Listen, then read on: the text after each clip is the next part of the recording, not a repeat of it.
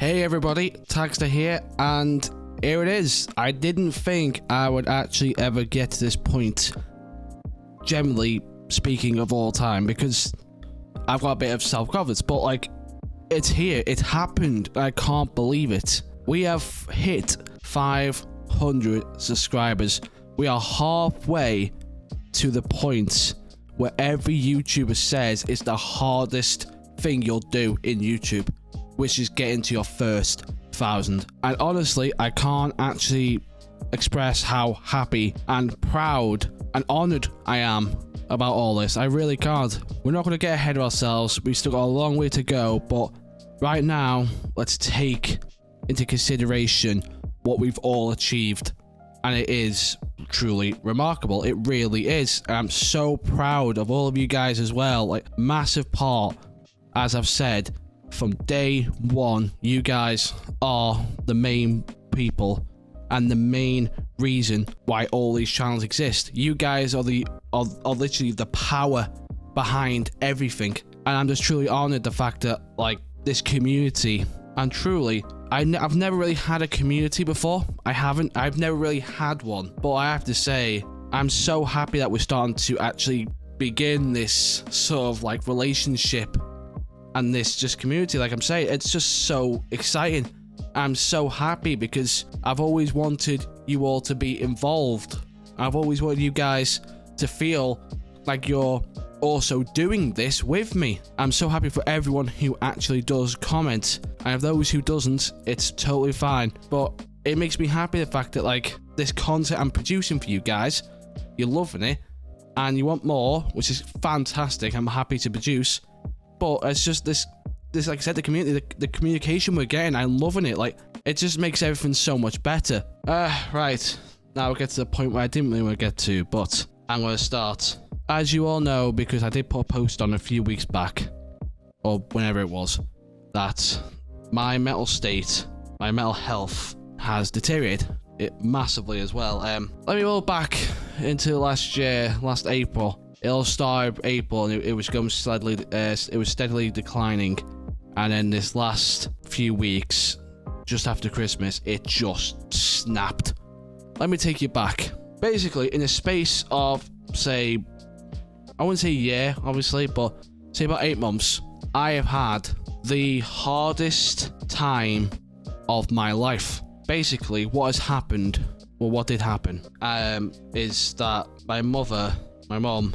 She got diagnosed with cancer 9 years ago, and I was watching this strong, brave, amazing person as she was. Honestly, no one in a million years deserved it less than her.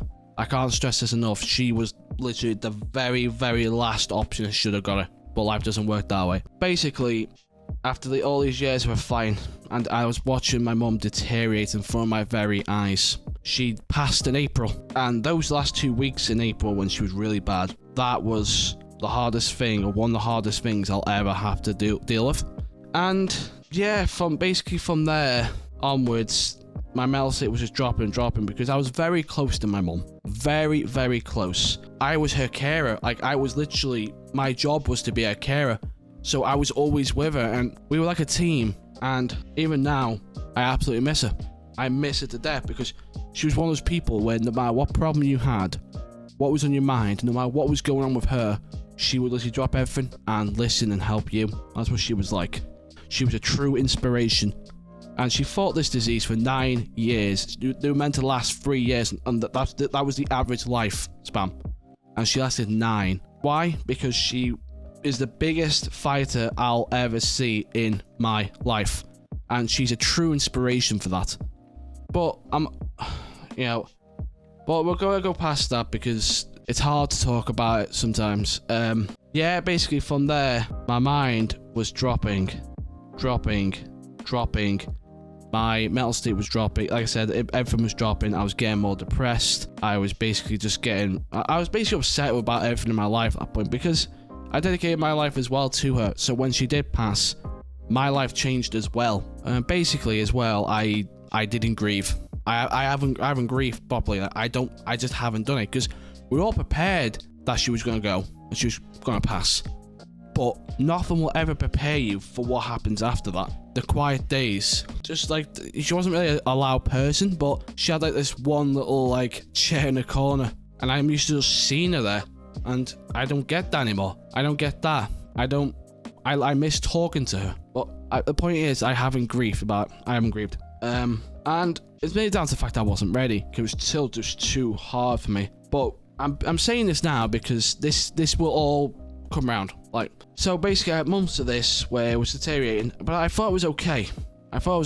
And then came Christmas, and I can safely tell you all, Christmas Day was one of the miserable days of my life, mainly because it was the very first one without her, and it wasn't the same. On Christmas Eve, I was dreading Christmas. On Christmas Day, I was depressed. I really was depressed. I was fed up. It was not the same. And in a day, it's a natural reaction. It was the first one. It doesn't matter the first or 50th. It'll never change. It's a horrible time. And basically, what's happened is just after Christmas, it was a key event. And that triggered everything. I mean, everything. Anxiety. Health anxiety. I got diagnosed with health anxiety years ago, down to COVID. Thank you, COVID. But health anxiety, depression, all of it is come back. And yeah, these last 3 weeks about now have been also one of the hardest times of my life, because as you all know, mental health is no joke. It is no joke. It is a horrible thing, and it kicks your ass. But the point is, as well, what makes it so scary is the fact that there's no escape from it. It's your mind, you know? You can't get away from it. It's with you no matter where you go. So you're having this fight for 24 hours. It's everything basically. It's griefing that basically is a griefing, anxiety, health anxiety, depression. Not so much depression, because I feel like just that correlates into anxiousness where I think it's depression, but it's not. But we'll work on that, I don't know. Think my life is a failure as well, because in the day, like, I dedicated so much of my time with my mom that I didn't really have anything else. So it was a noble job. I'll always do it again in a heartbeat. But now it's like I have to go out in this big world, as you all know, and it's a cruel world. It's a cruel world. And I was not prepared for it. So it's also down to the fact that, like, my whole life changed basically in a few months. And yeah, it was scary. And it is scary. I've seen a counsellor to help me. I have not done any type of drugs in terms of like antidepressants or anything, because I strongly believe that everyone has the willpower to fight. Because my mum was a key example, like I was saying, the inspiration.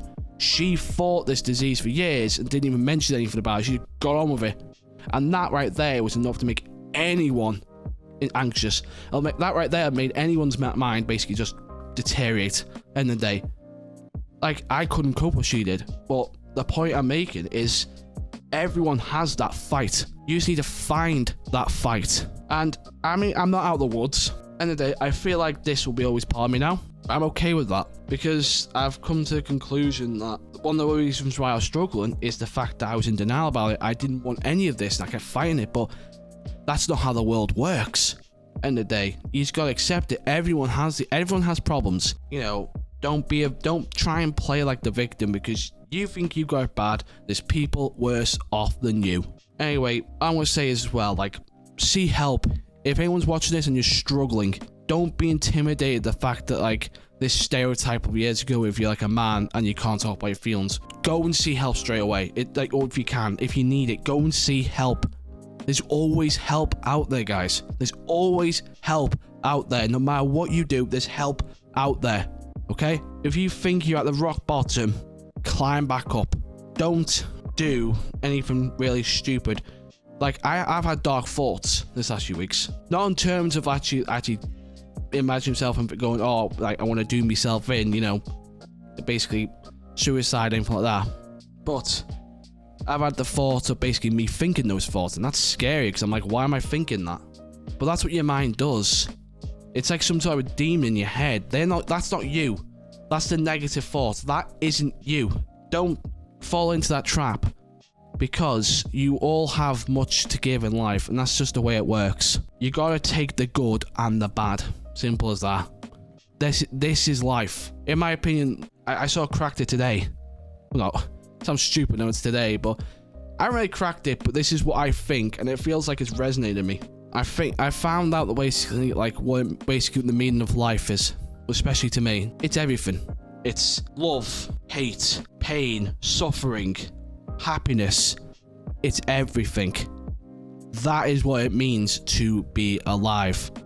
You think that you think because you're suffering, your life's over. No.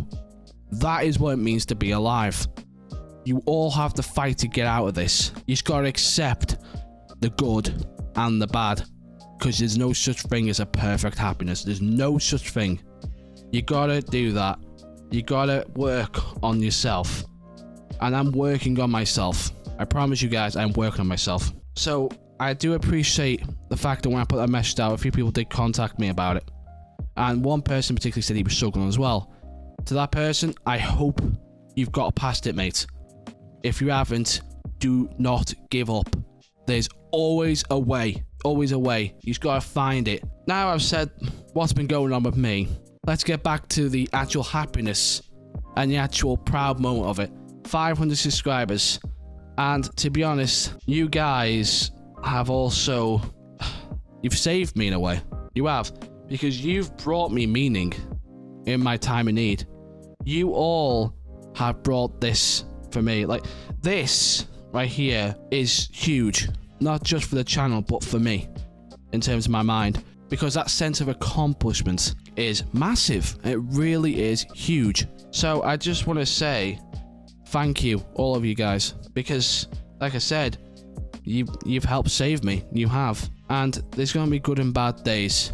But the thought of the fact that we've just reached halfway to the goal where every YouTuber struggled to make, certain YouTubers couldn't do it, is massive, and I'm honoured. I just want you all to know, you all deserve more than what I'm saying, because you don't know, like I just said, it's the fact that you have saved me.